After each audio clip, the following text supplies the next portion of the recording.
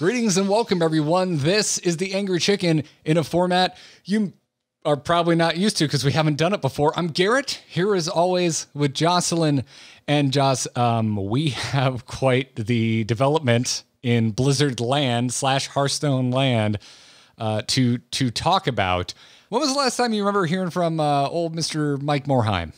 I feel like it was probably somewhere in and around 2019, maybe, because he stepped away in 2018. So I feel like he was around for a little bit and then fell off. He got real quiet, and now we know why. So by 2020 standards, it's like, what? 30 years? Like it feels like 30 years ago. Yeah. Yeah, it's been a long time. But we are recording this on the day that the news broke. Mike Morhaime announced today that he and, when I say a lot, it's an understatement, a lot of notable Blizzard veterans have started a new game development company called Dreamhaven. And it doesn't stop there because Dreamhaven is like the umbrella, and underneath that umbrella are two unique studios, one that is called Moonshot and another that is called Secret Door. Which is so intriguing. I read that and I was just like, I want to play every game made by that studio because it just sounds so mysterious and fun. Like, I mean, I'm picturing horror games, but it's probably not horror games. But if it was horror games, mind blown. To me, I mean, the names are cool and whatever, right? But I look at the list of talent that is comprising this newly announced studio, and I think, and instead of me, I don't necessarily think these are games I want to play. I think these are studios that may actually release games, and yes, that's a shot at Bonfire, a studio I was reminded exists today because they were founded what feels like forever ago and still haven't even announced a game proper yet. Yeah, I believe there are, I read, I think 27 of 28 staff members that have kind of been named over the course of the past 12 hours or so actually are former Blizzard employees. And there are a lot of names on this list that are going to sound very, very familiar to you guys, especially if you've been following Hearthstone and seen a lot of even the dev interviews that we've done. But there's a lot of, I guess, old Hearthstone devs who have made their way into Dreamhaven. So I'm very excited. Yeah, we'll talk about it in a second when we get through kind of the roster as it will. But like this, if you're a Blizzard fan, this has an emotional impact one way or another, right? There's the response, like in our circles, in places like our Discord and on Twitter, has been really optimistic, which is something we haven't really experienced as Blizzard fans in a while. So anyways, if you are a Hearthstone fan, there's a lot of Hearthstone talent over at Dreamhaven now, most of which have landed specifically in the Moonshot Games studio, starting with Ben Thompson, who we've had on the show multiple times, formerly the lead artist over on Hearthstone, and also kind of took a public-facing role after Ben Brode, and seemingly anyone that ever appeared in an interview with Ben Brode decided to go over to Second Dinner. Because it was like a short stint where other folks were taking the spotlight, and then it was like, oh, well, they were over at Second Dinner as well. So Ben Thompson, at least for a little bit there, was the public face, so much so that he was the one on the main stage at the opening ceremony at last year's BlizzCon announcing Battlegrounds, as well as Descent of Dragons, but Battlegrounds was a whole new mode. Mostly so Battlegrounds. Yeah, it sticks out more in my mind, right? And you and I found out way after the fact that he had left, because it wasn't a big announcement. It wasn't like the developers that were leaving and going to Second Dinner, because once Second Dinner was announced, if someone left and went there, they made it known. Now we know why Ben Thompson's departure was so quiet. Because there were quite a few of these departures that were quite quiet. And a lot of them, I feel like, who were moved off of the Hearthstone team specifically before they ended up announcing that they had actually left Blizzard. And Hadija is the one that pops into my head as kind of the most recent one, which I know we were very saddened by because we love their contributions to Hearthstone. So having Hadija say they were moving on and us having no way to play what they made, it made me really sad. And now we know where they went. Yeah, because DJ went to a secret Blizzard team for what felt like 2 days. Yeah, it was. I think it was literally a week. I feel like it was a Monday announcement, and by Friday, poof, gone. Yeah, off to Moonshot Games, apparently. Yes. But yeah, so Ben Thompson is there. Hadija went there. Hadija, if you missed our interview with them, was former senior VFX artist on Hearthstone, also keeper of Peter Chicken, if you caught that sketch that we did. Really what they're famous for. That and yeah, that's a claim to fame, Garrett. That is a claim to fame. Fair. Derek Sakamoto is over at Moonshot Games, who was a former senior UI designer on Hearthstone and also a longtime Blizzard veteran, having worked on WoW from the beginning on Vanilla all the way through Wrath of the Lich King before Derek moved over to Hearthstone. If there's anything in between there, I'm unaware of it. Jason Chase, freaking former production director and another really long time Blizzard alum, and after the fact, Jason Chase was another one who went on to a secret project after exiting Hearthstone within Blizzard and was later revealed through leaks to be that canceled StarCraft first-person shooter that Dustin Browder was overseeing. And Dustin Browder, by the way, hasn't worked on Hearthstone, but Dustin Browder is like another crazy long-term Blizzard veteran, also just veteran of the games industry, having worked on Command & Conquer before he ended up at Blizzard. But it seems like after that StarCraft shooter got canned, quite a few people just left, and Browder was one of them, and another one was Jason Chase, and now they're over. And Moonshot, because Browder has also ended up on this team. And then finally, and this was one... It's been a while since I've heard this name, and I was like, Laurel Austin. Why does this seem familiar? Oh, that's right. Laurel Austin did all of the key art for Hearthstone that you probably remember. That original illustration of like the whole tavern filled with every denizen of Azeroth that you can like remember. That's Laurel Austin. And Laurel has also done a ton of the other key art. And if you're not an art nerd, that's usually like big promotional art that's like really refined and being reused all over the place for promotion, as well as some cards as well for Hearthstone. So much of what we think of when we think of like the history of Team 5, and especially kind of the earlier days of Team 5, that isn't basically everyone who left Hearthstone but didn't go to Second Dinner, they're over at Dreamhaven now. It feels like it's nuts. It does feel like that quite a lot, actually. And I don't think that we've even specifically mentioned what the function of these two different teams are going to be. So Moonshot Games, with all of the people that we just mentioned, are going to be working on the bigger picture projects. So the kind of large scope, big AAA type experiences. And then everyone working over in Secret Door is going to be working on things that we might think of as smaller indie type experiences.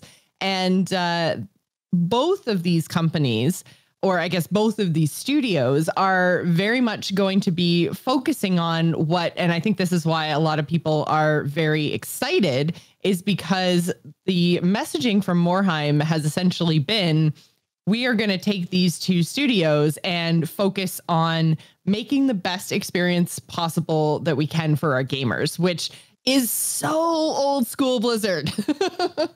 Yeah. I mean, it's PR speak, but also it is like, PR speak, but I'm excited about that PR speak. Right. If you're even like have at any point in your life been a vague fan of Blizzard, it probably stirs something in you, especially with how the company has changed over the years. If you go to the Moonshot site too, there's a lot of like, it talks about, quote, trying crazy ideas. So it also kind of strikes me as kind of leaning into experimentation and taking risks. Yep. I mean, it just makes a lot of sense to me because of like where this company is starting off. I looked around and couldn't find anything in regards of funding except mentions that Morhaime seems to be funding this himself. But you have to look at this. That's what I saw as well, that he was funding it himself mostly, but that they weren't closing themselves off to the idea of outside investors. But right now they want to keep it in house. And I think that has a lot to do with Morheime's experience selling Blizzard in '94. That's not a mistake he wants to make again. He wants to keep full control on his IP and his studios. And so he is, I think, going to be very wary of outside investment going forward. Yeah. It's interesting that you brought that up because if folks, if you heard the story, but you haven't read the Mike Morhaime interview over on the Washington Post, I recommend it because there's some, it's There's a lot of insight. Yeah, it strikes me as a very human piece, whereas you go over to Dreamhaven. He's very candid. He's very candid. Yeah, you go over to the Dreamhaven site and it's exciting, but it reads like PR speak, right? Like we're free to experiment and try new things and like, okay, cool. That's exciting. Show me. And until I see a game, it's kind of hard for me to measure where my hype level should be beyond just looking at this roster of talent, which is right. exciting if you're a Blizzard fan. But the Washington Post piece Morhaime mentions that directly. He mentioned that if you look back, it was just 3 years from 91 to 94. And that was the period where Blizzard was completely independent and has not been since, which I haven't thought of in a while, because so much of the conversation around Blizzard, for better or worse, is around when they got acquired by Activision, right? Or went into partnership essentially with Activision. But they were owned by Vivendi before that. Yes. Like it's been a very, very long time since they've actually had full creative control. Yeah, exactly. And Morhaime even, it almost seems like he's heading into throwing shade town at least in this portion of the article. And he kind of pulls out of it by saying that they had, managed what he sees as an incredible degree of autonomy being a direct quote from it within companies as large as, Vivendi and Activision, which I wouldn't disagree with that, until maybe more current years. Yeah, I would agree with that as well. I mean, it seemed like from an outside observer perspective that Blizzard was still Blizzard and remained in control of the direction of their company. I would say like right up until maybe Overwatch. Like that's kind of the feeling when, at least for me, I started to notice some changes in Blizzard and some changes in the direction and the way that they interacted with us and just that for me, the launch of Overwatch is very much the point in time where I started to feel like things were different. You could feel the influence. That's an interesting thought, because to me, I still think of that as so much of me as like a fan. This is fan Garrett talking and not trying to look at this objectively. So much of what I think of as past Blizzard and current Blizzard resides, it's kind of with the departure of Chris Metzen. And that's pretty, that's narrow. This is me talking broadly, like the company is so much larger than one person, right? But that's where I kind of look at it. And Metzen was still on, at least for the beginning of Overwatch, right? So I still look at that. So I think we're kind of, we're talking about the same sort of period in time. Is I feel like, because I mean, Morhaime doesn't necessarily come right out and say it, but there have been lots and lots of interviews over the past couple of years, not just with him, but just with former Blizzard employees in general, that very much cite the, let's call it hands-on approach that Activision has taken recently as a big reason for them leaving. Because he even mentions that they were toying with the idea of buying back control of Blizzard at one point. Also, another thing I didn't mention or didn't know that was brought up in this was that Vivendi was considering selling off their entire games division at one point, and one of the potential buyers was Microsoft.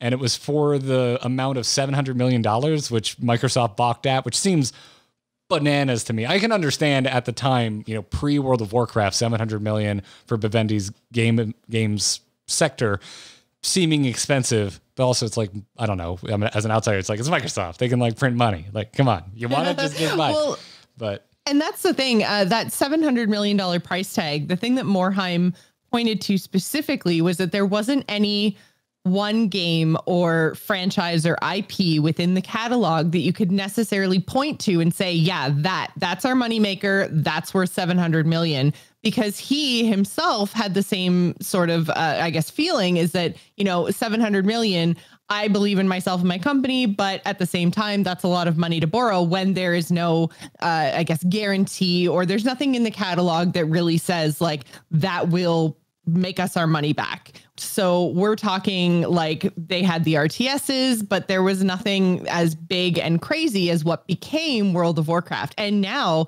Blizzard Entertainment is worth billions and billions and billions of dollars. But how are you supposed to know that in the early 2000s when, big MMOs aren't really a thing?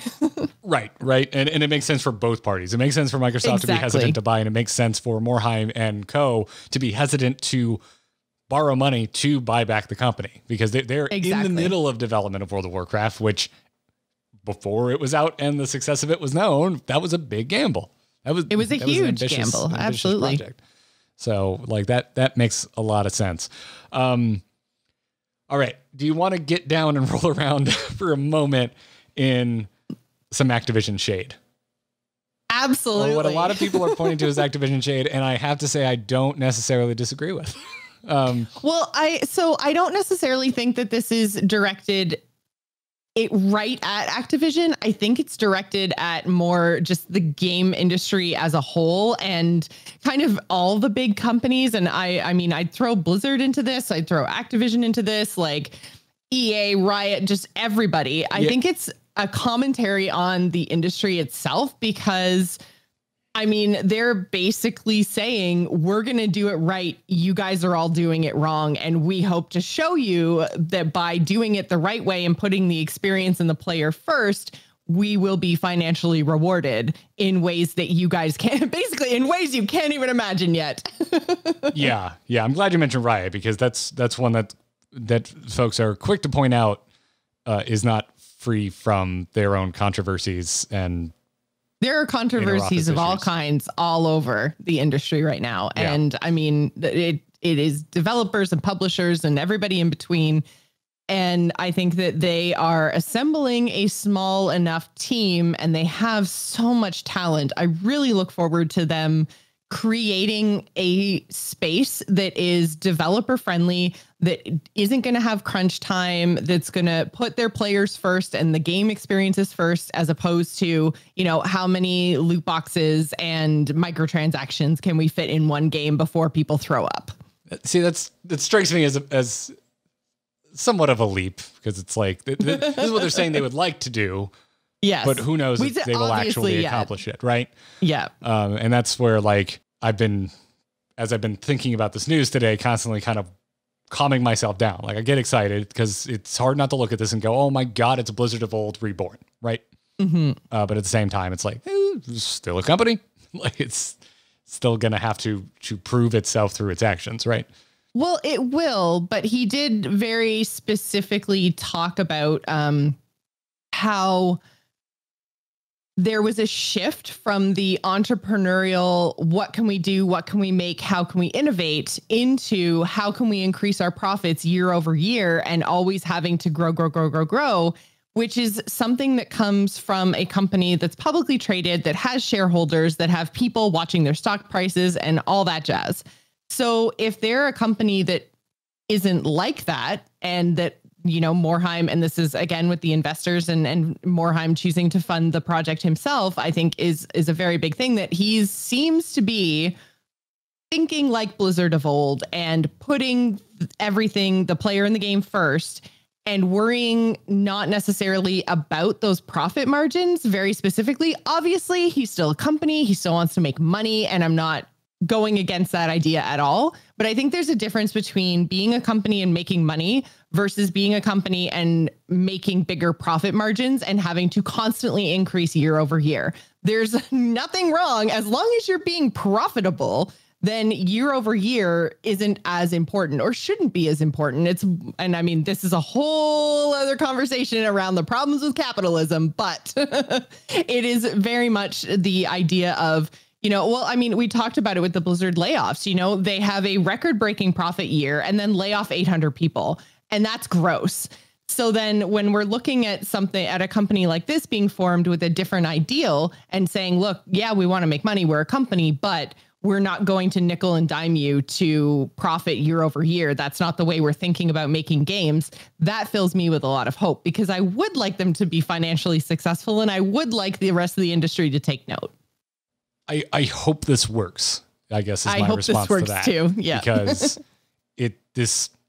like, if nothing else, the PR on this announcement is God tier.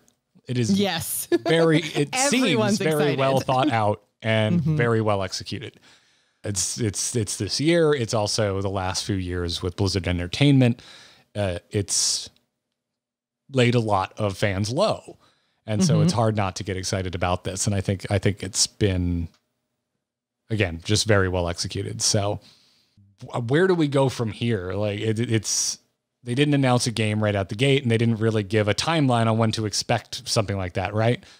Yeah, and I'll be honest, there's a lot of experience and a lot of talent, so maybe my expectations are a little bit higher than they should be, but I would hope that we have some sort of announcement direction from them within, I would say, probably the first couple of years. Like, does that seem really off if I'm saying, you know, like by 2022, maybe we get an idea of what they're actually making? Well, if they don't, they're another bonfire, and that makes me sad. But yeah, I think that's realistic, right? Especially since they've talked so much about the Secret Door studio focusing on like much more focused and, for lack of a better word, smaller scale experiences, right? That to me seems like that could be something that is rapidly acted upon and actually getting something that has a quick turnaround. And the other piece of information that we don't necessarily have right now, so we know obviously the announcement, September 23rd, 2020, that happened, but we have no idea how long this has kind of been in the works. We know when people slowly started leaving Blizzard, so we can, you know, make assumptions that this has maybe been in the works for about a year. But I don't know how much of that time was spent, you know, actually figuring out what game they're going to make versus who do we want? How is this company going to work? What are our, you know, mission statements? Like how do we go about actually being a company versus, you know, okay, now we're a company. What game are we making? So, you know, I think that I don't know when all those conversations started. So they might have been already in that what are we making headspace for 6 or 8 months for all we know. Right. So maybe we'll get lucky and we'll know in, you know, 2021 will bring us an announcement from the studio. I'm just curious about what they're going to make, right? Because it's easy to be like, it's old Blizzard, they're going to make old Blizzard stuff. No, I can't imagine that. Could you imagine someone making like a new RTS? No, it makes no sense to me. And that's where my hesitation on how quickly they get something out the door, right? Because I look at something like Bonfire and I'm just like, I forgot you existed. Actually, they did recently come up because another Hearthstone alum, Rochelle Davis, did recently go to Bonfire. That's the reason Bonfire is in my memory again. But at the same time, if this is Blizzard of old, you know what Blizzard of old did? Took their sweet time getting games out. Yes, that's the other thing. I don't think we can expect anything out of this studio to be rushed. I think that they will absolutely take their time, and then it's just going to depend what kind of scope we're looking at in terms of what they consider to be a moonshot worthy game. So I really don't think that we're going to see them create anything on the scale of Warcraft in terms of like the MMO. I don't exactly know what kind of game we're going to get out of them. Maybe it's going to be something completely innovative in a genre we haven't even thought of yet. Like, who knows? But I am looking forward to it because I think one of the things that Blizzard really excelled at, particularly very early on, was creating characters that we really cared about and telling stories with those characters in universes that were fun to play in. So, I mean, they had kind of something for everybody. They had the Diablo stuff. They had the StarCraft stuff. They had the fantasy stuff over in Warcraft. They were kind of ticking all the boxes and proving they could tell a really good story in any of those universes. So whatever they choose to do, though I don't think it'll be on the scale of something like World of Warcraft, I'm here for it. And I'm really excited to see where they go because I have faith in them telling stories in any of those universes. It's kind of where my head is at too, is just like getting a good story in your game while also having extremely tight controls. Like, yes, exactly. The Diablo template still works for a lot of different genres. So that's where my brain goes in terms of realistic, in terms of things that I know, as opposed to just going, well, it could be anything. Who knows? Like I go, well, it'll probably have loot in it.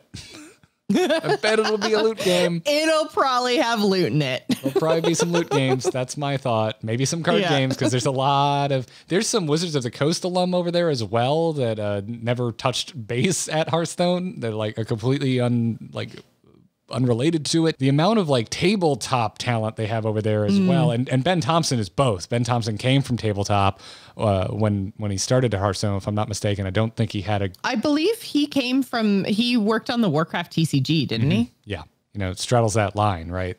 So like that's another thing that makes me go, are they looking at Bethesda type games? This is something I've always wanted to do. I've always wanted to see Blizzard's take on something like an Elder Scrolls, but they never did it.